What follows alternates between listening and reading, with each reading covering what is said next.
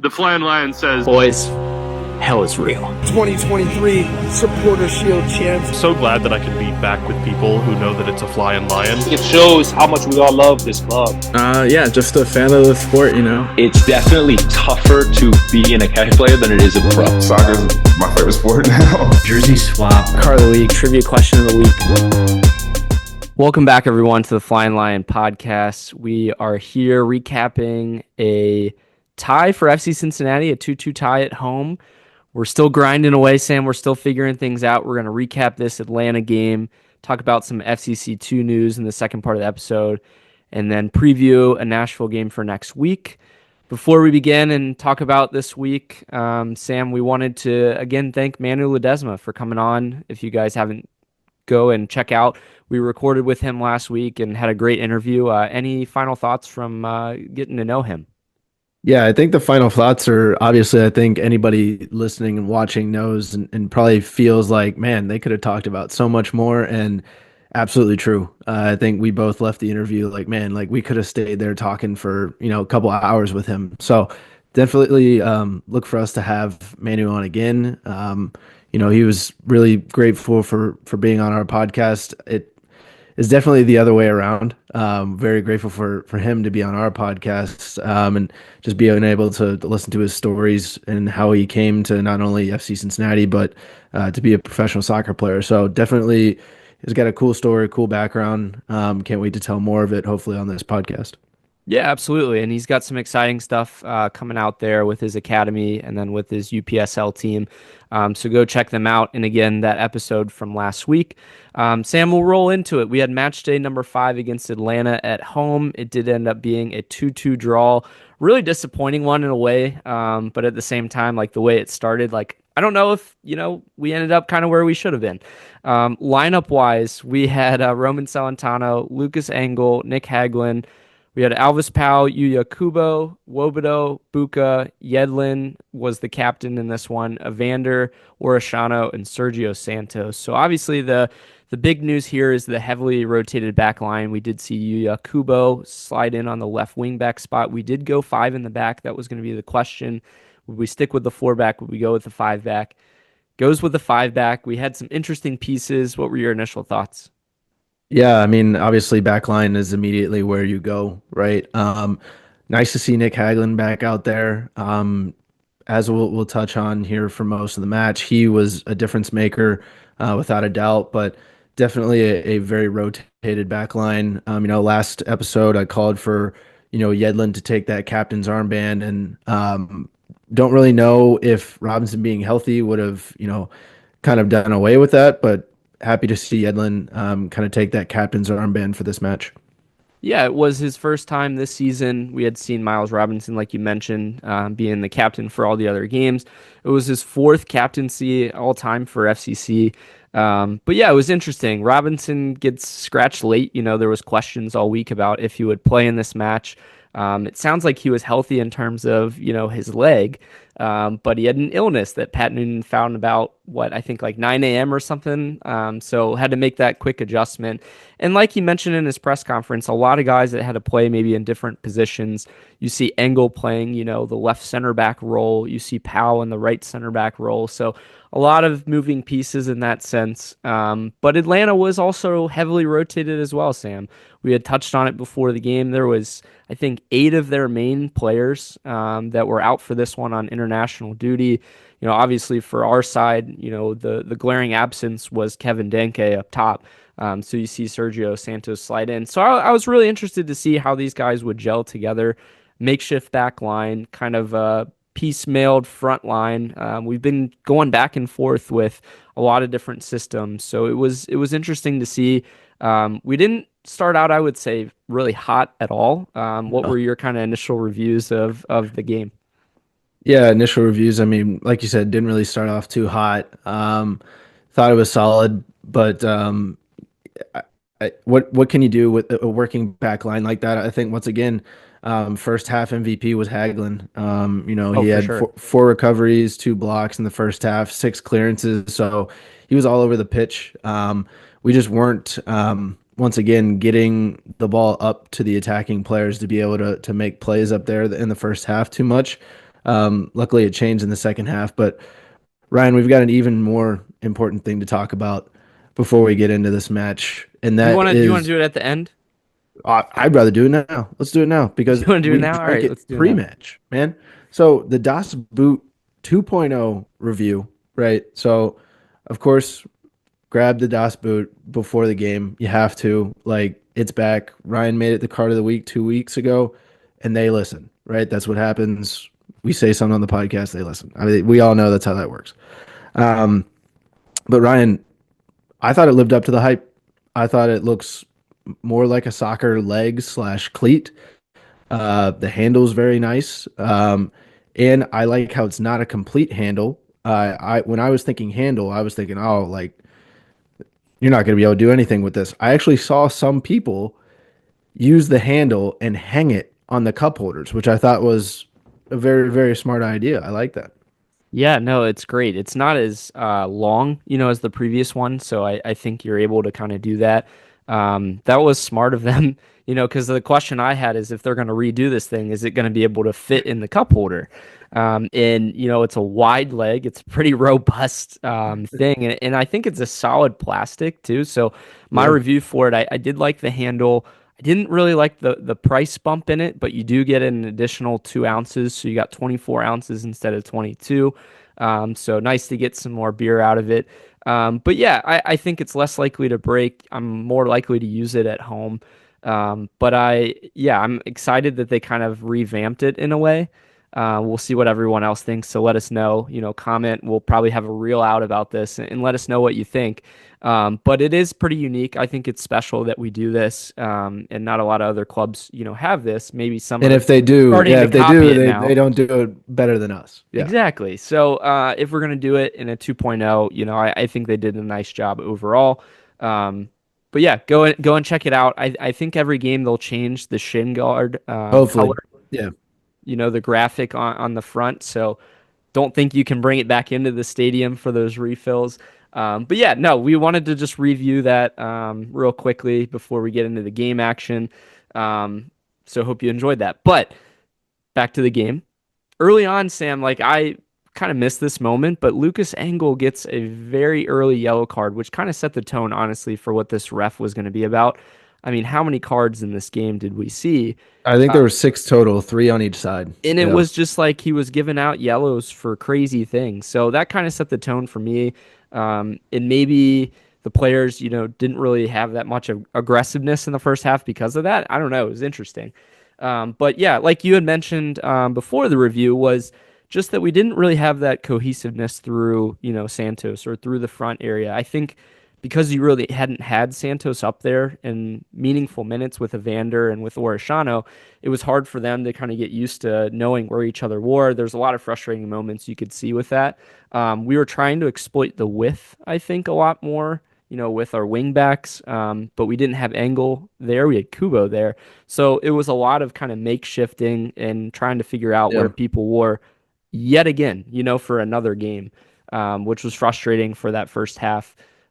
Thankfully, it was 0-0 because I think Atlanta does hit the post in the first half as well on a nice chance. There's another one where I think they're running down the middle. The guy could have played the ball out to the right, and he fails to see his teammates wide open, which I think was Saba Lojanica. But yeah, it was interesting to say the least. I would agree with you. Nick Haglund was the first half MVP. He did really well, and I think he only did play those 45 minutes. Yeah. He started to feel a little bit of tightness in his legs, so smart of them to kind of keep him because I think we'll need him coming up. But yeah, I was happy to see him back. We needed him, especially in this one with all the other guys being out, including Hadebe as well and Flores on a red card. So yeah, so 0-0 going into half. Second half, you're again hoping that Pat Noonan is going to have, this halftime talk and get the fire lit under these guys.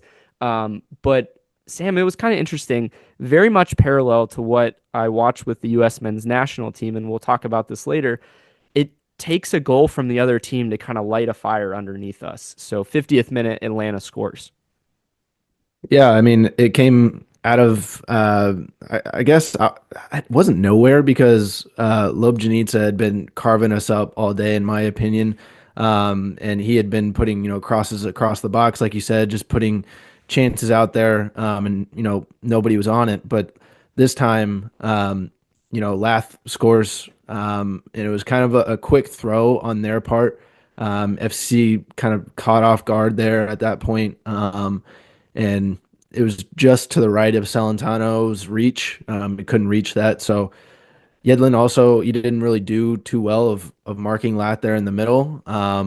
But what you gonna do? All right, 1-0 so at that point, but I'm gonna break this play down for you because I was go ahead. frustrated by it. Yeah, hit me. They're on the counter and they play this ball forward, and we get stretched out. So Obi has to track back, way out to the sideline on this play. But then you see Powell come over, and there's a double team on this player. So I don't know why you don't communicate. Like if there's one guy already running out that way, like tell him like, hey, I got it. Because both of them go after the ball. If you go back and look at the review, I actually believe that this ball hits off of Atlanta. I was texting a few people about this, and I think if you go back and watch, I'm pretty sure it hits off of Atlanta. It really should have been our throw. So they take this quick throw, and because our two guys are out wide, and I believe Kubo was way up high, so there was no help, on that side. They throw it in and they get that cross. Yedlin's kind of stuck in no man's land because he's by himself. So he tries to do what he can, but the ball's whipped in, and it was a nice cross and a good finish by Loth. I think his fourth goal of the year, I think, for them. Yeah, fourth in The 5 matches. Yeah, so MLS, he's worth the money so far. yeah, the biggest signing in MLS history. But yeah, I think it's frustrating because number one, communication's got to be better. Both of them can't go to the sideline on that ball. Number two, if they're going to score on this play, like why is there not a VAR to see if this ball went off of Atlanta? That's my question. Like it's a scoring play. So I don't know if that's even a reviewable thing, but like that's what I saw out of it. But then we go down, 0-1. And it really took that moment for us Yeah, to it start to definitely wake did. up. And I felt Yeah. like even after the goal for a little bit, it took us a little bit to even get into the game. Honestly, the 68th minute, I believe it was when Santos comes out of the game and you start to see some energy, actually. We go with a Kubo Orishano front line. We don't really have, that big hold up type player. Even with Santos, he's more of a sprint guy. But you go a little bit more crafty, in the front line, and it creates more chances. I think Orishano, Kubo start to figure some things out. They've at least played together last year. And you had a little bit more chemistry down, I think, the right width. Honestly, I felt like Corey Baird did a decent job, even though we don't love him at the right wingback spot. But I don't know why we're waiting until we get scored on to, start playing. Like why can't we play this way from the start? Why can't we, create these chances? It's almost like we're waiting to play on the counter rather than, because like you said, we're struggling so much to be able to find an identity as a team of like, okay, here's how we work, communication's got to be better and all this. And it almost for them is almost easier. Hey, like let's let a goal happen and then we could just play soccer, right? Like Right. after that, we could just play rather than, being in our own heads. Well, and I don't know if it's a mix of systems. We talk about going from a five-back system to a four-back system, and there's got to be a lot of like, I would imagine from a player standpoint, well, where does the coach want me? How do we want to attack? And it's like, you kind of take the air out of the game that way instead of just letting them play. Yeah. If you just play and you don't really think, like I feel like Evander's going to create more. I feel like Orishano's going to create more. And you started to see that happen because they started to be like, screw this, we just want to play. And they started creating chances. So we get a free kick, right outside of the box, which came after a couple of frustrating attacks where we were just kind of whipping the ball back. I think in Atlanta, when they sit in a low block, we had a tough time breaking them down. We finally had a counter on them. We get a foul, and up steps Evander just for a beautiful moment. It's a dangerous position. Evander, we had seen against Charlotte, hit the woodwork, so I was ready for him to put one on goal. It was at a position where it could have been a left swinger from Orishano or a right for Evander, and I trust both of them in that position. But I don't know where this ball is headed, if it doesn't deflect, but it hits off a Atlanta defender and goes in. Brad Guzan had nothing to do, and we're tied 1-1. So that kind of changed the momentum for things. Kind of interesting. I want to bring up this stat while we're talking about it. Evander now has had 4 free kick goals in his MLS history. and three of them came last year actually with Portland. So he's just become an unbelievably dangerous piece. I want to see similar balls whipped in from him, on the corner. I think we need to be more dangerous from that. We're definitely dangerous from direct free kicks, but corner kicks, I still don't feel like we're quite as deadly as we could Yeah, the be. most dangerous opportunity we got was in the first half with Hagelin, almost Right. And then putting the they goal took line him off the out header. in the Yeah, second half, and you don't have that threat. Usually it's Miazga or Hagelin or one of those guys that rises up for those, and you didn't have that in the second yeah. half. But yeah, we tie it up, we go 1-1, and then With what? this, Within 5 minutes, insane. we get another goal, Sam, and it was just a nice break from Pavel Buka in this moment to find Evander, right at about the PK strike. Evander kind of drifts off to the left, which was nice, and it created some space. One touch, beautiful shot right around Guzan and right in front of the Bailey. Evander gets his brace within 5 minutes, and we're feeling real good about that, especially with how the game had started. I mean, it was really against the run of play. We woke up, we got this lead, and your man like feeling it at that point. The Bailey was definitely the loudest I had heard in a while. Yeah, I think after Evander's free kick goal, and obviously this second goal, you kind of see what led to the second goal is almost the high press that FC Cincinnati started to begin, right?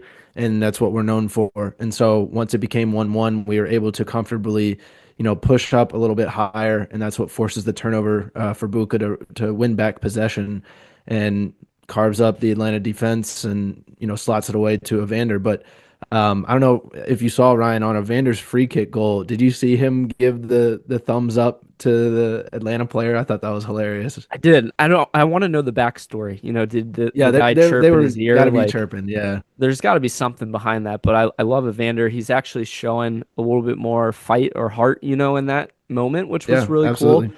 And you woke him up. So I thought that was really cool to see. And from there on out, like, I wouldn't say like we dominated the game. I felt like we had some good moments after it. I just want to have a little bit more of a let's go and just kill the game, and that doesn't mean that we just pass the ball around, but like continuing with that energy.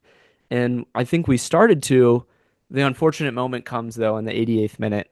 We see a break through the middle actually, which exposes our back line. They play a ball out wide, and Saba all game, like you I think had mentioned earlier on in the podcast, plays a very testing ball. Which if it doesn't go to a sliding Alvis Powell, we'll say it puts Roman in a tough spot. It puts I think Yedlin on the back post to try to clear this one out. So I think Powell tries to get anything on it.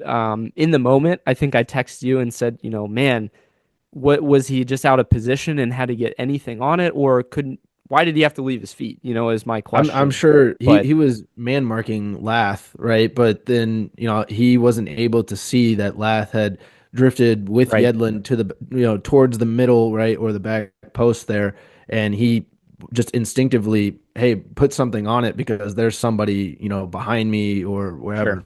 Yeah, and we see that happen so many times where they just get something on it and it clears wide. And just in this moment, it just is a brilliant finish into our own net, unfortunately. And I feel for the guy. He otherwise had put in a good shift. I think, Hagelin talks about there's a lot of moments where we really needed Powell to step up. And he was one of the last ones on the field. I mean, he was definitely distraught about it. It just shows how much he cares. But yeah, I mean, those are the moments that separate the the winning and the losing and the tying. So yeah, I think I don't really have much else to say about it other than stuff like that happens sometimes in soccer. It was unfortunate, especially at the very last kind of moments of the game. And yeah, it ends up being a 2-2 tie. This now puts us in 10th overall in the East. Kind of interesting. It still makes us unbeaten at home in all competitions with 3 ties and 2 wins. Um, yeah, I don't know. It's one that I think we'll look back on and maybe regret later that we didn't get more out of it, Sam, Yeah, especially absolutely. with the Yeah. fact that Atlanta was so heavily rotated. That probably felt like a big win to them, even though it was 1 point coming out of it. Yeah, definitely. And to your point, we're still undefeated at home this season. And Pat's actually still undefeated against Atlanta, which is crazy. He's no, I think he's won three of their last five head-to-head matches. So we've actually dominated Atlanta the past couple of seasons under Pat, which is good. So this doesn't feel like, a draw, right? It's one of those that, like you said, should have been a win at home, depleted Atlanta squad, but going into this game, we were depleted as well. So we'll take a point. We'll move on. And next week we've got a tough matchup that we'll touch on later this week. But yeah, Evander stands out to you in this game. That's the impression, right? He has finally come to his not potential, but like he's woken up, right? And he's showing those glimpses of why everybody chose him as the MVP choice at the end of the season. Yeah, I'm hoping it becomes more consistent. I called for it last episode. I Yeah. said I just want to see him more involved in all facets of the game. You saw again in this match where he's drifting back to like almost the left wing back spot to pick up the ball. I would almost want him again in a more advanced position. And in the second half, he stays in a more advanced position. And guess what? He was deadlier in that spot. So I'm hoping that is more of the trend. We also saw Brad Smith, Sam, get his FCC debut. There were some moments for him, I think, in this game, especially when Evander is taking up that center back and the left wing back has to make a decision. He plays that ball out to Brad Smith for, I think, like two or three crosses that he just airmailed, over the top that could have been deadly chances. I think in the future, if we didn't have Engel kind of as that makeshift left center back, you might see maybe a little bit better balls. We've seen plenty of great angle, one-time balls into the box. But a stat that I found, Sam, FCC is actually worst in the league for accurate crosses per match with like 1.3 per game. So you don't really see much from Yedlin's side with crosses. That's one thing that I could kind of nitpick. You see a lot of it going through the left, and I wonder if that's just, hey, where we're trying to find Evander where he's been drifting. Yeah, he's creating some chances there. It's all like heavily on that side. Does that make it easier for defenses to play against and knowing that like, well, this team's not really going to play, these balls into the box that are going to be dangerous. So it's kind of making us one-dimensional in some ways, and we got to figure out again different varieties of how we can attack. It just feels like sometimes we're lacking that creativity.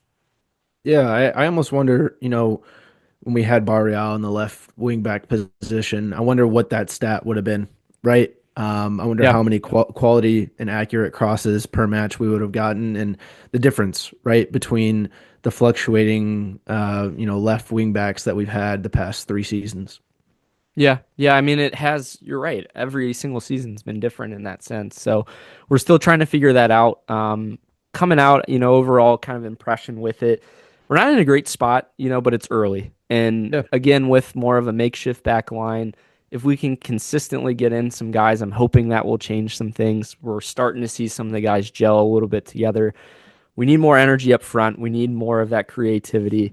And I hope that we can build off the second half more than anything and know that, hey, it was kind of a freakish thing that led to the draw, but still undefeated at home, which is what we've been talking about, just creating TQL as a fortress. So, Sam, I found this point that you put in our outline funny here because if you guys didn't see it, there's a video that the MLS Twitter account or X account had shared. It was a fan in the Bailey that was flipping his hat and almost did like a little trick with his hat to get Oh, it it on was his nice. head. Very smooth. Shout out to that guy. I think you wanted to make him like an honorary jersey or hat swap of this match. Yeah, of course. I mean, you do a trick that smooth, right, on, the supporter cam for Apple TV, and it looked like it was filmed earlier, like when I guess the game hadn't begun, and he was just chilling in the Bailey talking to his buddy, but he just so smooth and just puts the hat right back on his head. Like it was clean. It was nice. I liked it. You trying to create like a hat swap of the week?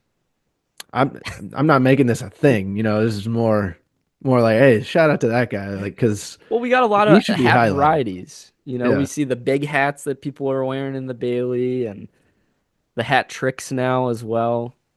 Some keepers, like I think Nashville's keeper next game, doesn't he wear a hat? Interesting. Yeah. Well, that's a whole nother discussion about keepers wearing the headgear.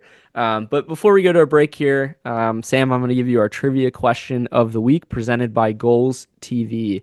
When was the last time that FC Cincinnati was 10th in the East after 5 match days in the MLS?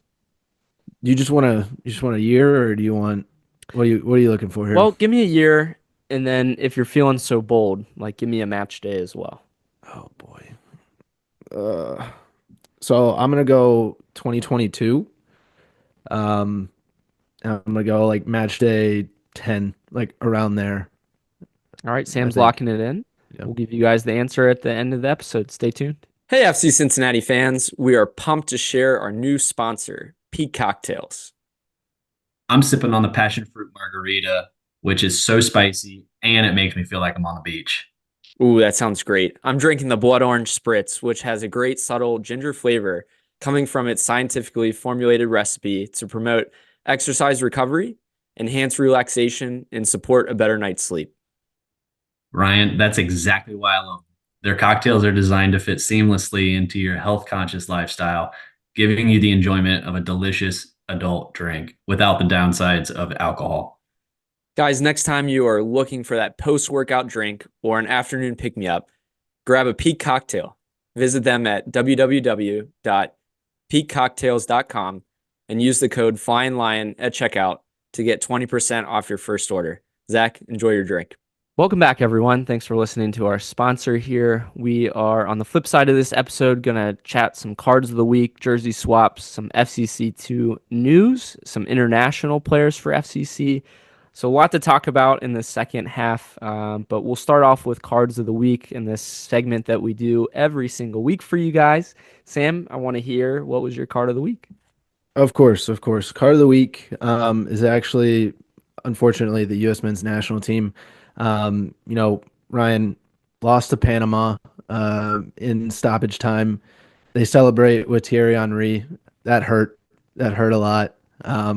And then not only do we go on to face Canada in the third place game, but we lose to Canada 2-1 as well.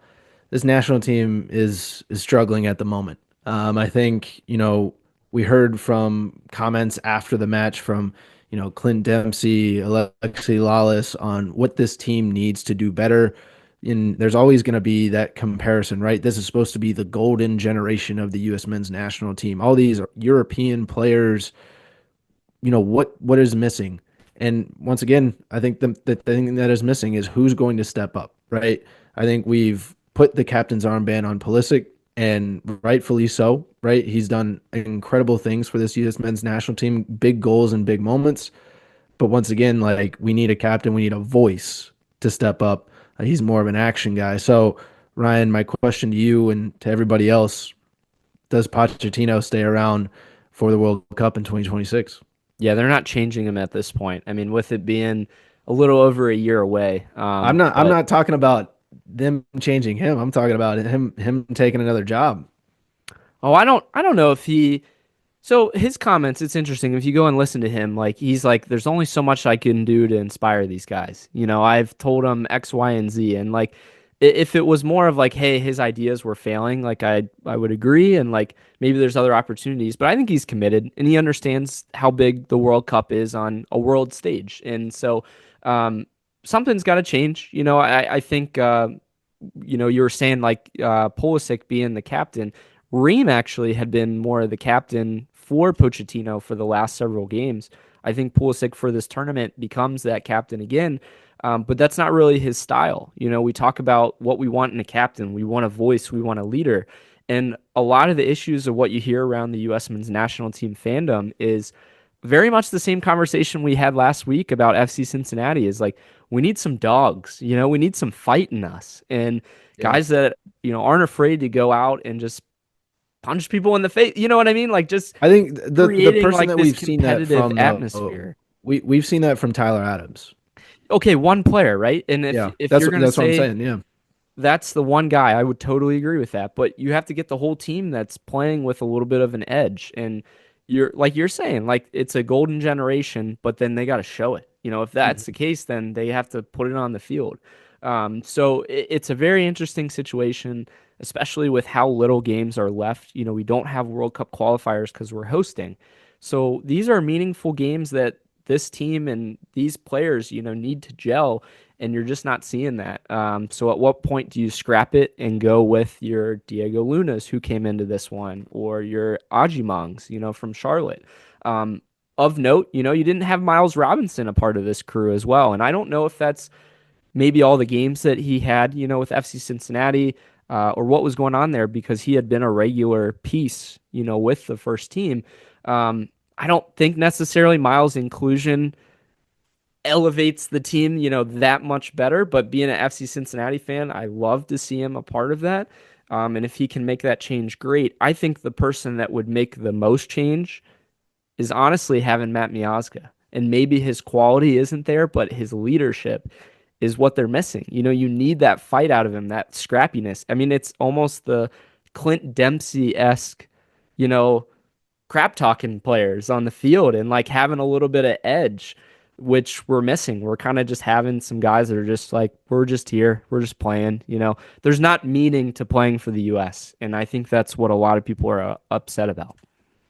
Yeah, and that was, I mean, U.S. men's national team was coming in 3 straight wins, Nations League champions, and boom, it just takes one opportunity taken away from you that it's going to make or break this team, right? Are you going to become dogs? Or are you just going to wither, and become the silver generation? Yeah.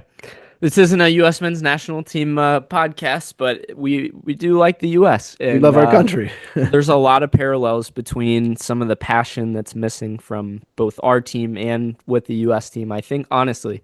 And I think that Miazga helps to fill some of that void, hopefully, when he comes back. So look for that as well. I know we've talked about it at nauseum, so we won't keep going into that. But my card of the week, Sam, I'm going to go with the lack of day games in the MLS schedule for FC Cincinnati. They're starting to change the schedule, universally, but we only have 4 total day games all year long. We had one on Saturday, and it was beautiful. I love day games at TQL. The sun shining down on the pitch. It was awesome. Everyone was really into it, especially early on in the season in the spring. Everyone's ready, for the summer. So with all the change that we're getting in the schedule, like, I just hope to see that we have more of that. And it just seems to be we have a ton of night games coming up, unfortunately. But what were your thoughts? Yeah, I thought it was beautiful. Obviously, couldn't have asked. I mean, obviously for March, couldn't have asked for better weather. And it was, a good day game. I think Carter had put out his, recap or, something along those lines. It was like, a very, we don't get a 2:30, game time ever, maybe like you said, once a season. So, nice for FC Cincinnati to have that. Obviously for the fans, be able to go to the game and still have the afternoon to do whatever they want with their families, friends, stuff like that. But I will say, Ryan, the big thing for me is it was so nice outside. We were like going into the game, it was the expectation that this was going to be 3 points, and we don't even sell out the stadium. Yeah, that's tough. We could talk about attendance for it. I just didn't see as much of the push online or in different media places about the game, I think, as well. So, I mean, we had 23,000, but I mean, yeah, I think it changes in the summer, though. There's a lot going on. You have March Madness going on at the same time as well. fair. Yeah, a lot of people went down to Lexington. So I don't know if that plays into it. You don't have the Reds yet. So, I mean, you would think a lot of these people would be going to this game. Atlanta had a decent traveling support group that was there. But yeah, I would agree, especially for how nice it was. Like, it would have been awesome to see it completely sold out. The Bailey is always rocking, but they look good. And the boots are back. Like, and the boots are come on. back. Yeah. So in the summer, I think it'll pick up even more. What helps that is that if we, even boost ourselves up into the Yeah, we win. standings, I think that You gotta helps. win. Absolutely, you got to win to have people show up. Unfortunately, so on the flip side, jersey swaps. What'd you have for this week? Yeah, positives, right? Jersey swap of the week for me is Buka. We've talked about it all the time, and this guy he's the glue guy for this team. He is the guy that defensively, offensively, that midfield piece. Everything goes through him. He had an assist in this match. He had the most chances created out of anybody on the pitch during the game. He just plays so many minutes, Ryan, for us, which is a plus and a minus because this guy, he's going to get a lot of wear and tear on him, but we need him. We need him a lot. And so I think, honestly, as we're looking more at the summer window and DP spots, like, do we possibly go with, a DP midfielder, right, to help out, or, another attacking midfielder, so that way it takes relief off of Buka because this guy's working. He's working hard. I was gonna say we should just clone Buka and have a Buka 2.0. Yeah, because he's been incredible, especially now that Lucho's out, I think the way that he plays is slightly different, and Yeah. if he can connect the lines even more, I think that would help us. He has been, we've seen recent, especially when we took the lead, we brought a Nunga in, so it pushed Buka up forward a little bit more, and we've been calling for that because I love to see him in a more advanced role, and I'm hoping there's more of that to come. So maybe if you do bring in another midfielder, that helps to push him even that more forward. I think Evander at times plays more like a winger than he does a number 10. So if Buka can kind of play that like 10-ish role, I wouldn't say necessarily I want that, but I'm just saying like I think he does well at creating some in honestly keeping possession, getting us out of different tight moments as well. But yeah, he's been solid. My Yeah. jersey swap, Sam, I had Evander. It was a no-brainer this week. Overall, this season, he's got 5 goals and 2 assists. He had a brace in this one, which was his 7th brace of his career. And like I mentioned earlier on in the podcast, it was his 4th free kick goal in MLS gameplay for him. But you see him step up. I challenged him and he delivered. I said, I need to see more out of Evander. And he goes, I got you. So I was excited to see him get a brace in this one and really show why he's the number 10 for our team. Can that lead us, even that much further into our attack? That's what the next step is. Like consistency, number 1, and number 2, getting all your other teammates on that same level.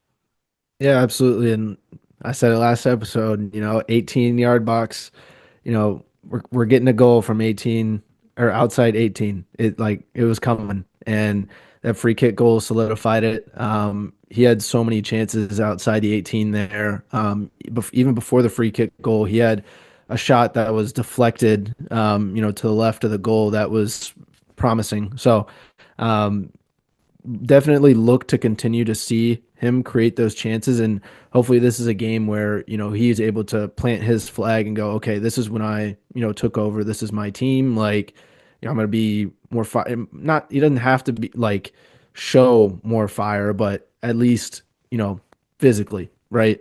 Doesn't have to do it emotionally or show us anything, just the play, be more fiery, be more attentive, be maybe get on the teammates a little bit if you can. Like I look forward to seeing him, the next how he plays after this, right? Because you score a brace, like that's a big statement for the rest of the season.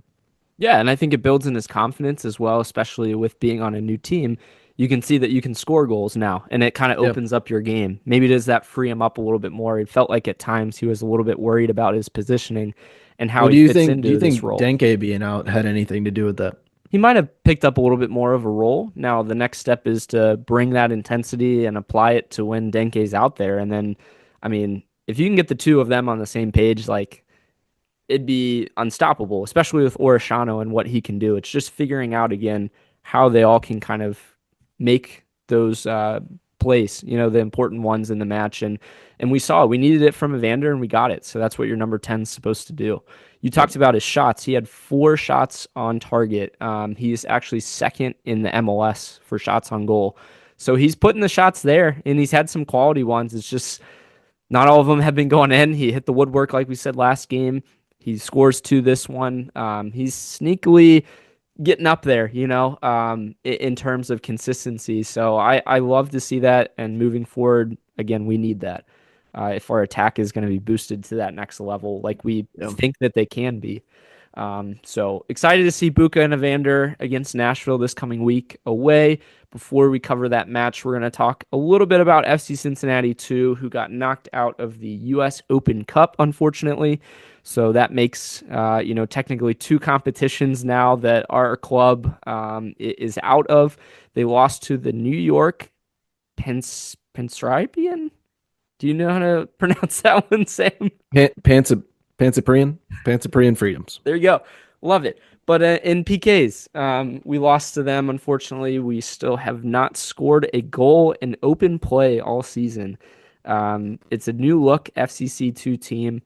There is some glaring stats that, Sam, you could provide for us here. Yeah, I mean, in this game, we definitely had the opportunities. You can't say we have not had the opportunities. I believe based off of I didn't watch any of the game, but based off of the recap that Carter had put out, the article, they had multiple times where the ball either went off the crossbar, off the post, just didn't go our way. And sometimes it's like that, but you got to get through those and convert the chances that you do have that you're able to put on goal.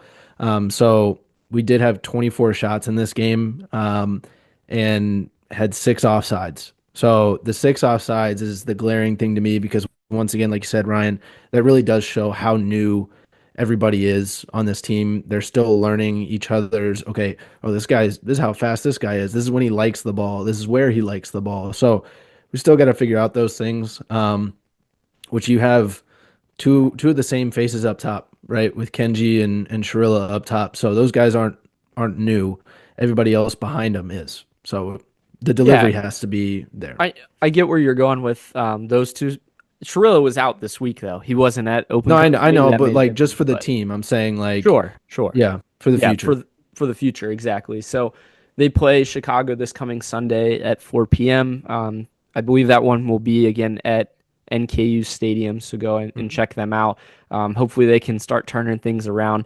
Talking on some like youngsters, Sam, I wanted to bring this up to you because I had seen it league wide. We had all of these absences for international break. So you see a lot of opportunities for young players.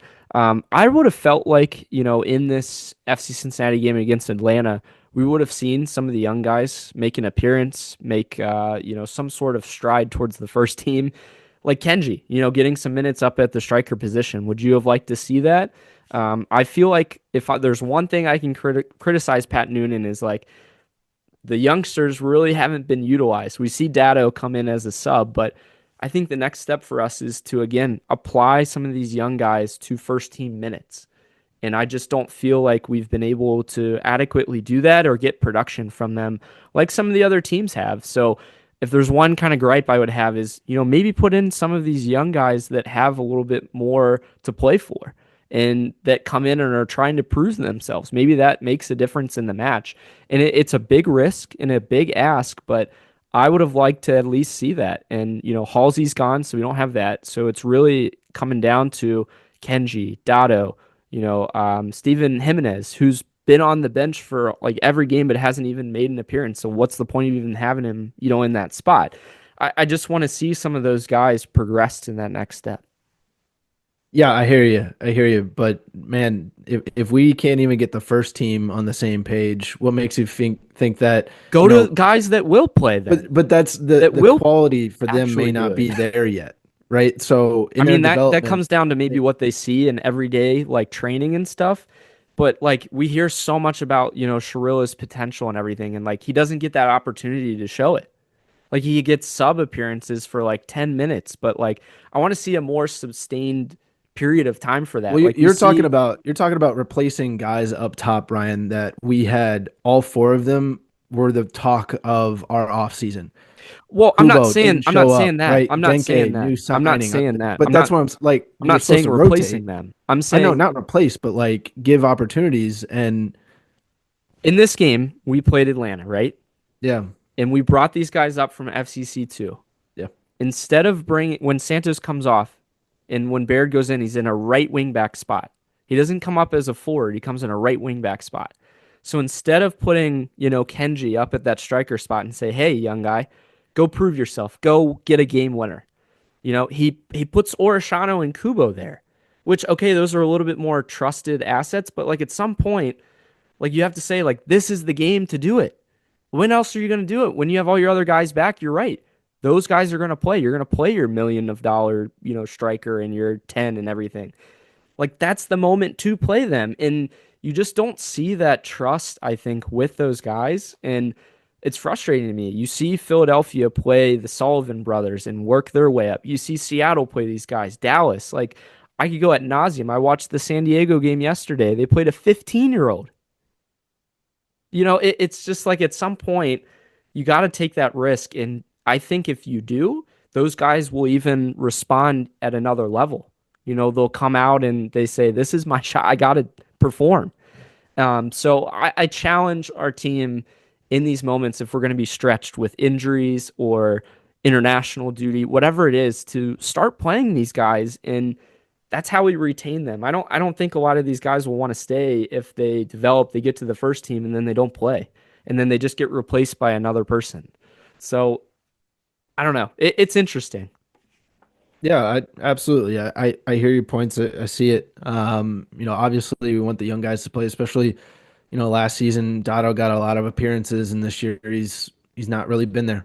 And once again, did we see development from him last year? Yeah, but this is a new team and you would want to see, right, how Dotto looks with a Lucho-less team, right? Because we were talking about last season, right? Dotto would be on the ball and looking to make a move and pass it right off the Lucho, because that's what you're supposed to do. So, yeah, I agree to a certain extent, but once again, it's the storylines and it's the headlines that you'll get based off of it, right? I mean, you have like it's unfortunate, but you have to go with the guys that you're paying more. Like you had said, we don't really want to see Corey Baird play a right wing back, but we're paying him a decent amount of money, and for a bulk of last season, we saw him sit on the bench. So this season, I'm sure him and Pat had a conversation. Was like, hey, this is how we're going to be able to get you minutes.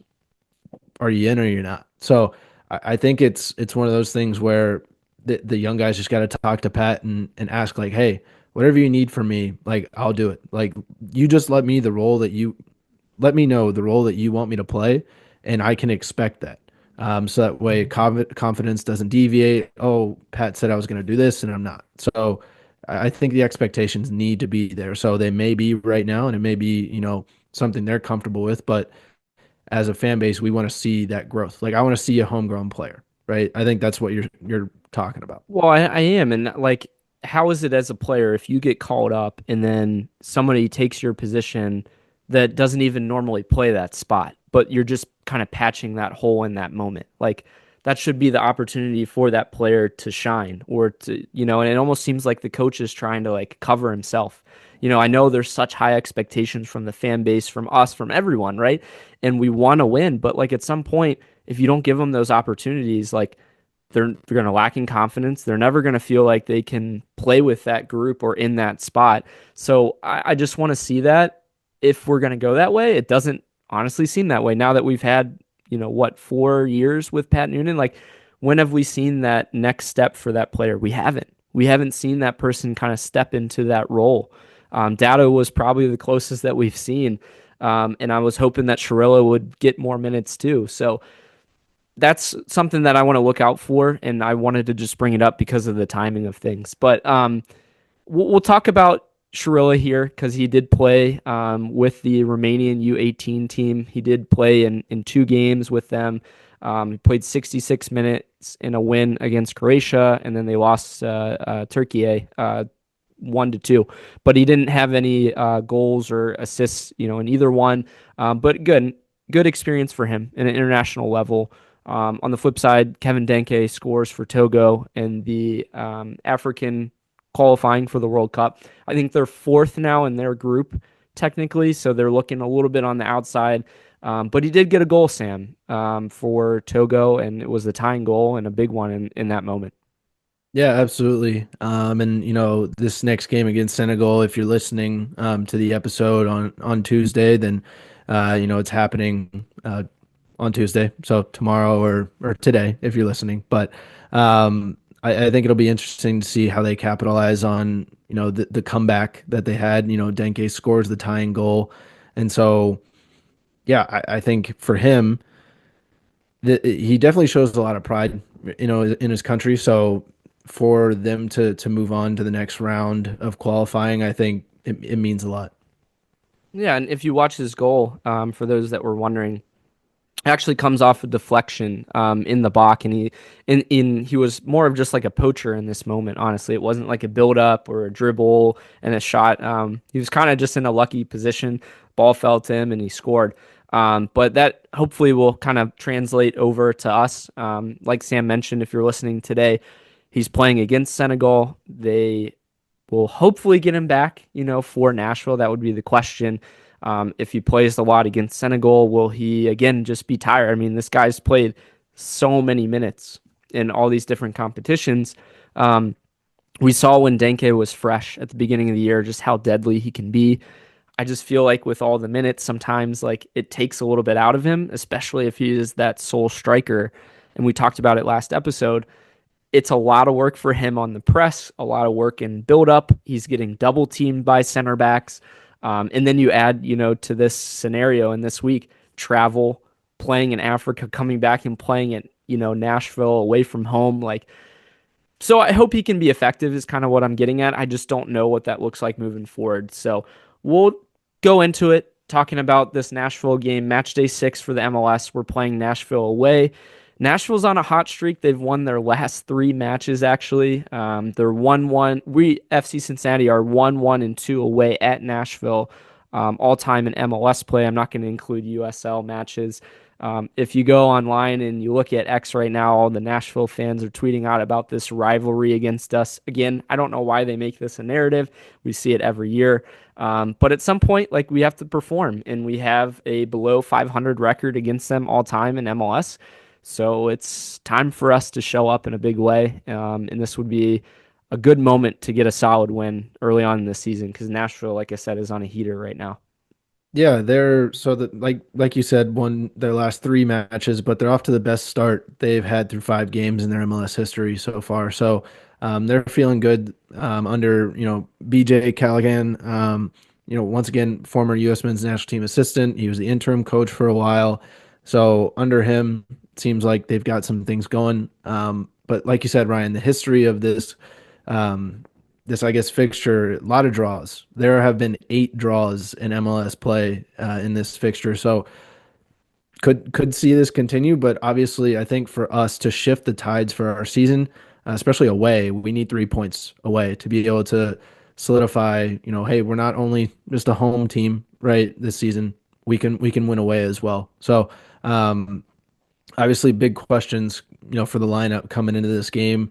We're looking at, does Hagelin start? Robinson back, Flores back. Hadebe, is he going to be back? And then Denkey, do you expect him to start? We can start with Hagelin. Do you think he'll start again?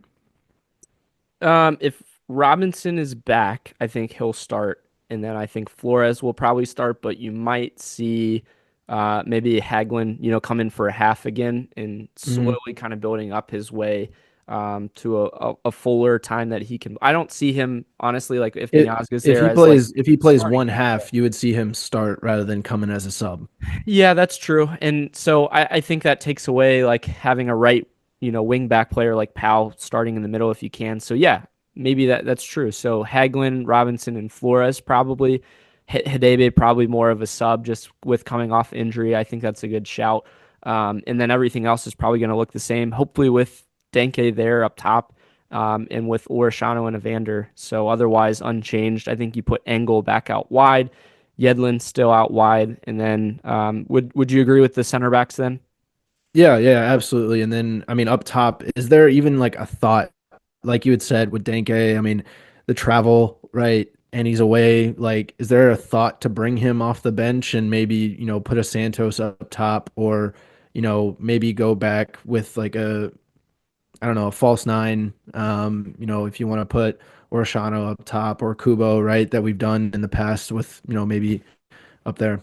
Yeah, I think we've looked better when we've had a couple more pieces like together up top. honestly. Especially like in the stretch where we scored these goals against Atlanta.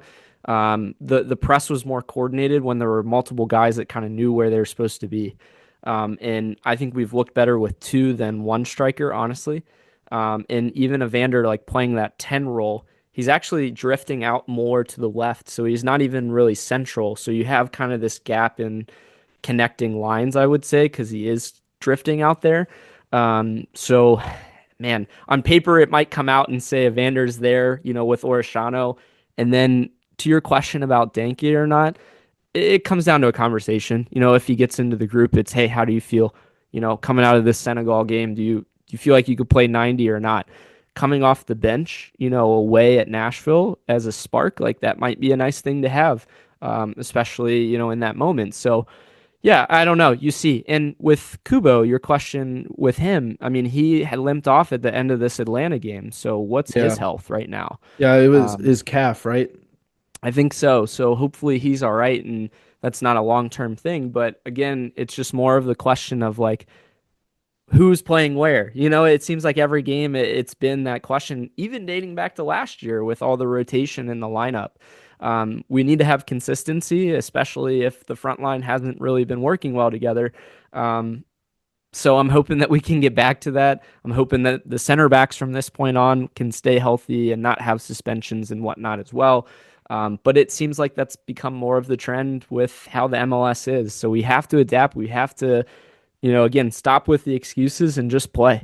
I just hope that we can come out strong to start. That's the thing that we really haven't seen sustainable in MLS play, I would say, is just to come out and say, like, we're just going to do this. We saw it against Tigres. We scored early, and that was great. And then they weren't able to really sustain it because they get a goal back, 10 minutes later. So I'm just hoping, like, we can go in, score quickly, and then just keep the foot on the pedal is really the thing that I would say. I don't think we scored a first half goal in MLS play, have we? You might be right about that. Toronto, we did not. Red Bulls, we did not. Philly definitely did Yeah, not. we did not. Charlotte, no, I think you might be right. I don't think we've scored a first half goal in So MLS yeah, play. let's get on the front foot. Yeah, I mean that's what the key was in 2023, and then Yeah. just riding the defense. It just always seems like when we take a lead, though, we just drop a level of intensity.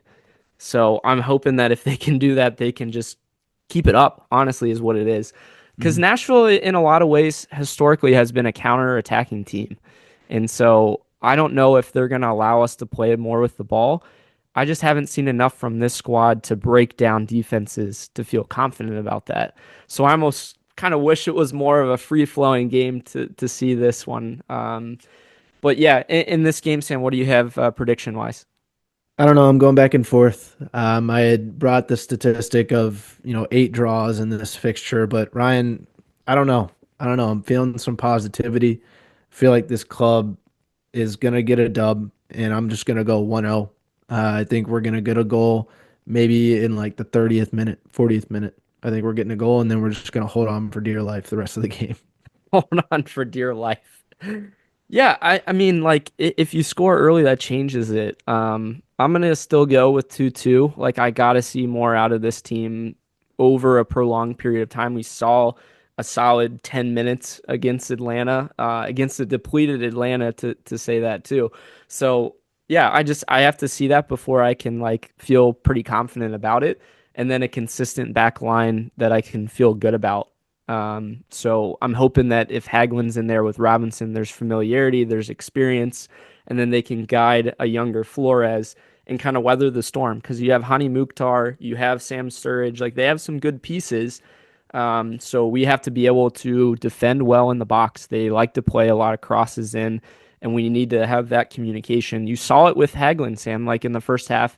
Nick was kind of a nice force back there that leveled some of the things that happened, and that was without Robinson. So you add that to us, like I'm hopeful. I want at least a point out of it, especially on the road. And then after that, a little bit easier of a stretch if you want to talk about it with playing New England after that. But let's not get too far Yeah, ahead of get too ahead ourselves. of it. Yeah. Playing away at Nashville is always interesting. If you go and watch this game, you'll see a lot of colorful seats that make it look like the stadium is full, but it's not. It's kind of an illusion there. For all the crap that they want to talk about this being a rivalry, though, it's ridiculous. I hate it. Yeah, don't make it something it's not. But it is what it is. It is what it is. I think we're looking for a dub though. Right, 3 points away. Yeah, we need to again advance up the table. Really, we're Yeah. 5 games in at this point. Like we kind of know where we're starting to go. And this is really where we hit our stride last year. We were out of CONCACAF Champions Cup, went on like what 7 games in a row where we had been unbeaten. So starting this game, let's change it. We didn't touch on it, Sam, but we did see Matt Miazga training with the first team. Do you think Yeah. that he's gonna at least be available coming up here in the next Well, few I think matches? I think like you said, we don't really want to look too far ahead here at matches down the road. But when it comes to Miazga's timeline, we can. And I think that game against Revolution, you could see a similar game where um, I- do you play a player like Matt Miazga with FCC two like we did Haglin, right? To be able to get him ready. Like, do you see him this Sunday with FCC two or you know? Down the road. Like, you know what I mean? I think Like a April is rehab right. stint in a Exactly. way? Like a rehab stint, I think early April, right? And for similar to Haglin, I think you want that first game to be at home, with the fans, good reception, good vibes, get them going. So that way, you can have confidence, right, going into that game specifically. But that'd probably be ideal, right? I think so. The question would be playing on turf. Is that good for his knee?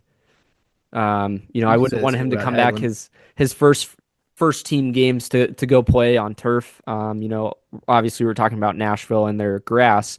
I don't think you're going to see him, in this game against Nashville, but No. coming Yep. up, yeah, I think that would be a good shout just to get him some live game minutes, and to get back into the action of things. You've seen him now train for, I would say, like a week and a half now, like starting to be a little bit more consistently. He's had some off days in between training sessions, it sounds like, but more consistent training and then leads to maybe some 2 minutes and then a sub appearance and then a start. But we're probably looking another month away for that, honestly. Like you said, let's not get too far into it, but that's kind of the timeline I would think for that. But as we talk about other news that we had seen, Sam, June 29th, the U.S. women's national team is going to be playing the Republic of Ireland in a friendly at TQL Stadium. It's going to be pretty cool to see. Hopefully, Rose Lavelle in this one. She was hurt the last time that they were in town, but it will be the third match at TQL for the U.S. women's national team. It's always good to have these games again at home. We've seen, we talked about U.S. men's national team a little bit earlier on, playing out at SoFi in California. There was like no fans, and it was a tournament game. So having even a friendly at TQL, we always draw, a solid crowd for that. So I'm hopeful, especially being the summer and on a weekend. It will be interesting though, because we do host the 3 Club World Cup or 4 Club World Cup games actually, with the last being June 25th. So only 4 days after that. And then we have the women's game and then a bunch of games for FCC in July. So that pitch is going to take a beating, Sam. Yeah. Yeah, I think it's really cool that we're hosting them. I think it'll be a cool game. Once again, go show out, for the U.S. women's national team, especially if they're coming to our city, right? Because we want to show them how much we love soccer and this, is a soccer city, right? Show them that we deserve to have a World Cup game. But I think, Ryan, do you think Rose, if she is there at that game, you think she waits until the next weekend to pull the sword in the FC Cincinnati home match? That would be pretty cool. This is funny, and I don't think this is this is outside the realm of possibility here, but I think there might be some sort of tifo that is a knock towards Denver getting a women's team instead of Cincinnati at this game. I think that would be kind of interesting. And it has nothing again to do with the U.S. women's national team, but on that big stage, come out with some sort of message with like a full house and say like, look what you're missing, Yeah. the women's league. What could have been? What could have been or still can be. It still can I be. think at Yeah. some point, like, I think Denver is making their stadium to be out like 2028, I think is when their stadium's going to be available. Yeah, but So does that mean we have to fork over like $3 billion? Like, I don't know, man, it's a crazy amount of money that you have to dish out to even join that league. But yeah, I think that would be hilarious to have something like that in this match just to kind of have a slap in the face. So excited about that one. Everyone go and support the U.S. women's national team. Sam, it's opening day week for the Reds. We wanted to touch on this real quick. Traditionally the Reds being the big team in town.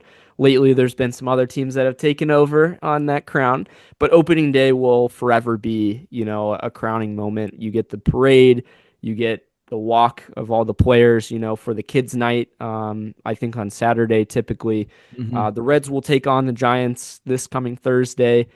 I wanted to ask you, of all the FC Cincinnati players, you got to tell me like what would be your honorary pick for a player to join the Reds? It's got to be some ridiculous attribute or something crazy. I think it will forever be Santos. He's my relief pitcher. He's my closer. Ever since seeing him throw that mini soccer ball into the stands, Ryan, the man's got a left-handed cannon. He is ridiculous. So he is my relief pitcher and my closer for the Reds. Honestly, may have a job over Alexis Diaz, possibly coming into the season here. But yeah, who do you got then? So the easy one to say is Roman, just because he's got a laser arm when he throws the ball out. Is he right field catcher? What's he Yeah, doing? right field. I would say would be a nice pick for Roman. I don't know like the ground coverage. Maybe he would because he is athletic. He can make the saves and stuff. So Yeah. I would say an outfield position. My honorary one though is Yerson Mascara. If you remember a couple years ago when he scored his goal and he did like the swinging like after he scored and then he like did like the look away like he was watching the ball sail. So Yerson Mascara would be my honorable pick to have him come back and play for the Reds. That would be pretty cool. Yeah. I think with opening day, everything city vibe, like you said, it's a national holiday or citywide holiday. It should be a national holiday for Should us. be a national holiday. Everybody in Cincinnati should take off, but they already do, right? They pull their kids out of school. I think that's hilarious. Like anytime you talk to somebody that isn't from Cincinnati or hasn't lived in Cincinnati, they're like, "What? Like you guys take off for opening day? Like why is it such a big deal?" It's like, well, recent success hasn't showed, but we are the very first professional baseball team We ever. should have the first game for that reason, though. Like until like what, 5 years ago we had the first game of the season. Yeah, yeah.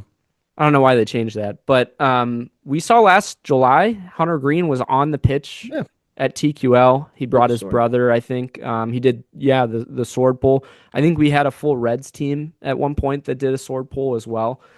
So I think a lot of those guys like supporting FC Cincinnati, and we'll see them occasionally at the game. So that would be something to look out for, and vice versa. I think Yeah. there's been some years in the past where the FCC guys have been to opening day, actually. Yeah. I mean, you show them on the jumbotron, right? Like in the suites, right? Hey, Bengals players are here, Reds players are here, FC players are here. It's always nice to see, the players support. Obviously, Support, yeah. we want to see each organization support each other, which I know you've had a card in the past of not showing support. So, would love to see all the professional teams in the city continue to support each other because that's what's gonna bring money to the city and be able to spend the money on us, the fans. Yeah, 100%. Hopefully they can get a win as well.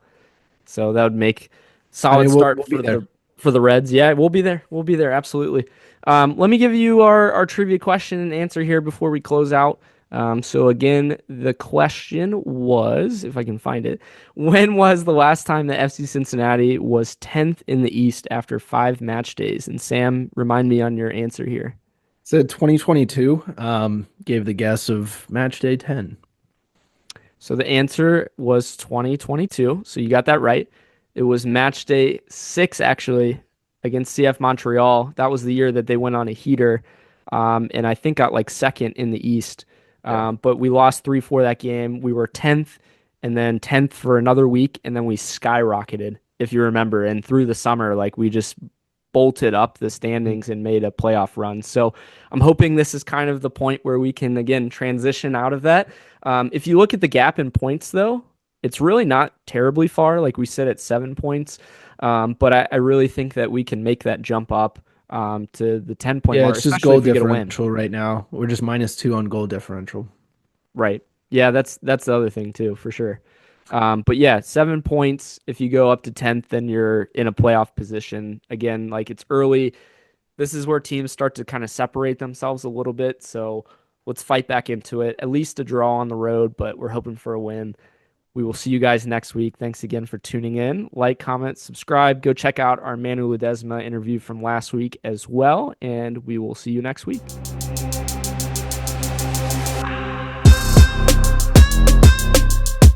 Woo!